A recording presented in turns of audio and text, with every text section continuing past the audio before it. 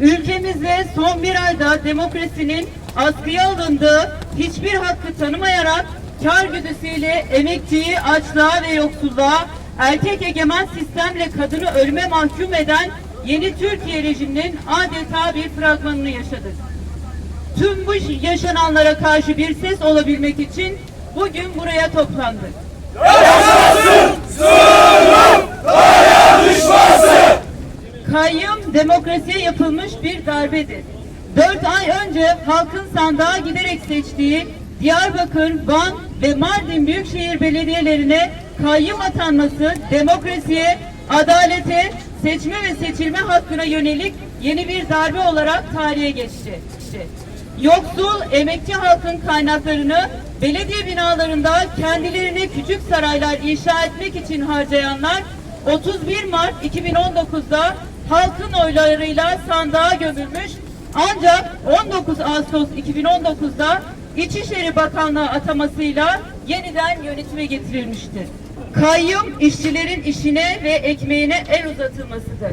O hal döneminde de 100'e yakın belediyeye kayyum atanmış, bu belediyelerde çalışan sendikamız DİSK Genel İş Üyesi 3000'e yakın işçi arkadaşımız haksız ve hukuksuz bir biçimde işlerinden edilmişlerdi. Kayyumlar gidecek, atılacak! Kadın cinayetleri politiktir. İçişleri Bakanlığı'nın kayyum politikasına gerekçelerden birisi olarak kadınların eş temsiliyetinin ifadesi olan eş başkanlık sistemini gerekçe göstermesi, iktidarın kadının düşmanı politikalarının tezahürüdür. Bu noktada son günlerde iyice artan kadın cinayetlerinin ve kadına yönelik şiddet, taciz ve tecavüzlerin bu politikadan bağımsız tartışılamayacağını düşünmekteyiz.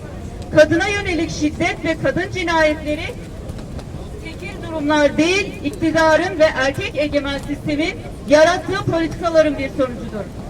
Kadını korumayan, katillere iyi hal, haksız tahrik indirimi uygulayan, kadının nafaka hakkına göz diken, boşanmayı zorlaştıran siyasi iktidar, yandaşları ve kanun uygulayıcıları kadın cinayetlerinin ortağıdır. Kadına uzanın, eller kırılsın!